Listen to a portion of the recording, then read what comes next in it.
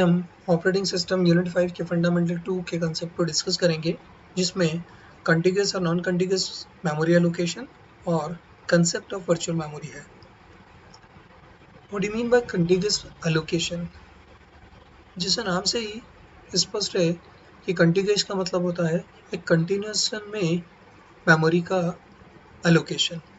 जब हम किसी प्रोग्राम को मेमोरी में लोड करते हैं तो वो एक कंटिन्यूअस सीक्वेंस में प्रोग्राम को या प्रोसेस को लोड कर लेता है।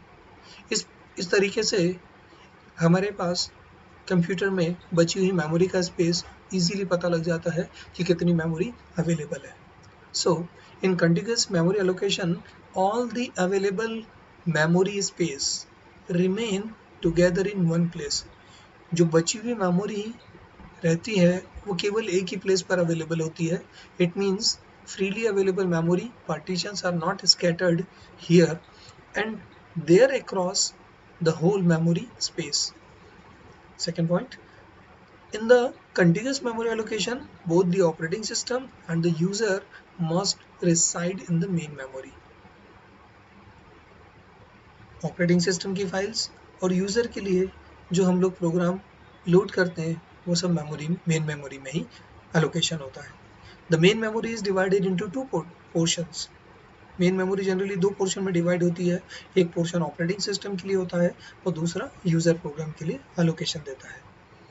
In the continuous memory allocation, when any user process request, जब भी कोई यूज़र प्रोसेस की रिक्वेस्ट के लिए मेमोरी में के अंदर single section of the continuous memory block is given, दिया गया है to that process according to its need, जो कि उसकी ज़रूरत के अनुसार मेमोरी को एलोकेट करता है।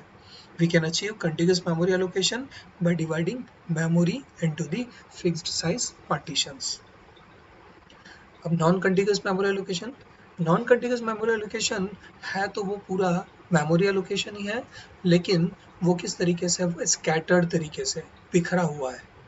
जहाँ पर भी उसको स्पेस मिलता है वहाँ पर वो अपने प्रोसेस को या प्रोग्राम को लोड कर लेता है और इसके अंदर हम ज़्यादा से ज़्यादा मेमोरी का यूटिलाइजेशन करते हैं। जबकि हमें यहाँ पर एक डिसएडवांटेज मिलता है कि हम एट द एंड पता नहीं लगा पाते कि कितनी हमारे पास मेमोरी फ्रीली अवेलेबल है। In the non-contiguous memory allocation, the available free memory space are scattered here and there. यहाँ वहाँ पर वो freely memories available होती है and all the free memory spaces is not at one place. पूरी की पूरी फ्री मेमोरी एक जगह पे नहीं होती है, अलग अलग ब्लॉक में वो फ्री मेमोरीज अवेलेबल होती है। इससे जो हमारा प्रोग्राम एग्जीक्यूशन है वो टाइम कंज्यूमिंग होता है। in the non contiguous memory allocation, process will acquire the memory space, but it is not at one place, it is at the different locations according to the process requirement. एक सबसे बड़ा disadvantage non contiguous memory allocation का ये है कि जब कोई process run होती है और पर्टिकुलर प्रोग्राम या प्रोसेस अलग अलग मेमोरी के अंदर रखा होता है, अलग अलग ब्लॉक में रखा होता है, तब उसको डिफ़िकल्ट होता है वहाँ से उसको एक्सेस करना। This technique of non-contiguous memory allocation reduces the wastage of memory. लेकिन इसी का एक एडवांटेज भी है, ये मेमोरी का जो वेस्टेज होता है उसको यूटिलाइज करता है। It leads to internal and external fragmentation. This utilizes all the free memory space which is created by a different process. Now, the comparison chart. Comparison between contiguous memory and non-contiguous memory allocation. Continuous memory में program का जो execution होता है take place without the overhead, बगैर किसी tension के या बगैर किसी ओवरहेड के इजीली प्रोग्राम को एग्जीक्यूट करता है। नॉन कंटिन्यूअस मेमोरी लोकेशन में एड्रेस ट्रांसलेशन इज ओवरहेड, क्योंकि प्रोग्राम अलग अलग जगह पे लिखा होता है तो उसको वहाँ से ट्रांसलेट करने में प्रॉब्लम होती है। Swapped in processes are placed in the original area. ये केवल कंटिन्यूअस मेमोरी लोकेशन में जो स्वैपिंग होता है केवल उन्हीं लोकेशन से होता है जहाँ पर वो लिखा हुआ है। Swapped in process can be placed anywhere in the memory, जबकि नॉन कंटिन्यूअस में जो स्वैपिंग होती है वो मेमोरी में कहीं भी डेटा जहाँ भी उसको फ्री मिलता है, खाली मिलता है, उसके साथ में स्वैपिंग कर लेता है। कॉन्टिग्यूअस मेमोरी लोकेशन के अंदर सफ़र फ्रॉम इंटरनल फ्रेगमेंटेशन, ये इंटरनल फ्रेगमेंटेशन को थ्रू से सफ़र करता है, जबकि नॉन कंटिन्यूस मेमोरी लोकेशन में only paging suffers from internal fragmentation, केवल पेजिंग सफ़र करता है इंटरनल फ्रेगमेंटेशन की वजह से। Continuous memory allocation, it allocates a single area of memory for the process, एक सिंगल मेमोरी एलोकेशन एरिया होता है प्रोसेस करने के लिए। नॉन कंटिन्यूस मेमोरी लोकेशन में allocates more than one block of memory for the process है। Continuous memory location में wastage of memory है, जबकि नॉन कंटिन्यूस मेमोरी लोकेशन में नो वेस्टेज ऑफ मेमोरी है। इस तरीके से हम कंटिन्यूस और नॉन कंटिन्यूस मेमोरी लोकेशन में कंपैरिजन देखते हैं। अब कंसेप्ट ऑफ वर्चुअल मेमोरी, सबसे पहले तो हम ये समझते हैं वर्चुअल मेमोरी है क्या।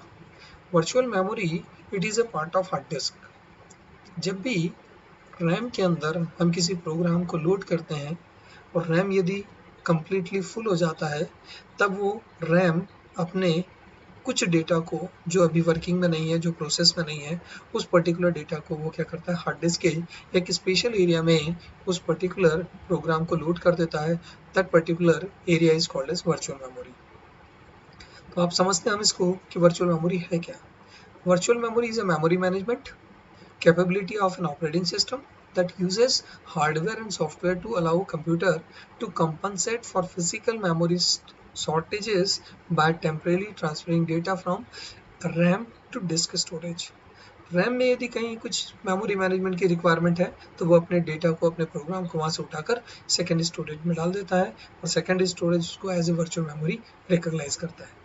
Virtual memory was developed at the time of when physical memory, the standard RAM, was expensive. Computers have a finite amount of RAM.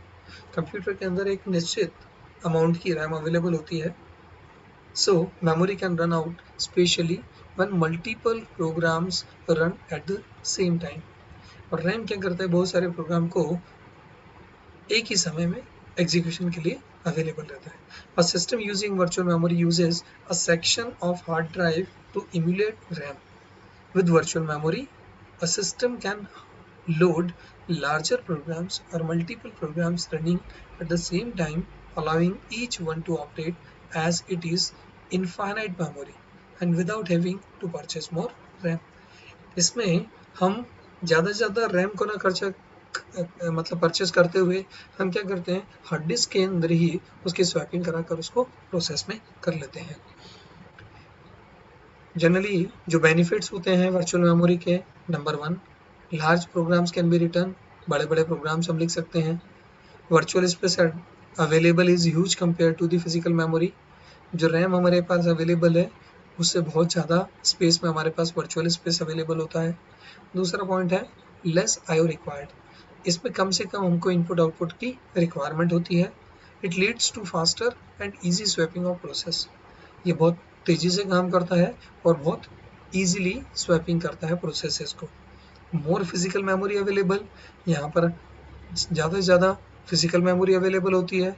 As program stored on virtual memory so they occupy very less space on actual physical memory, और जो actual physical memory RAM होती है वो कम से कम space में अपना काम कर देती है।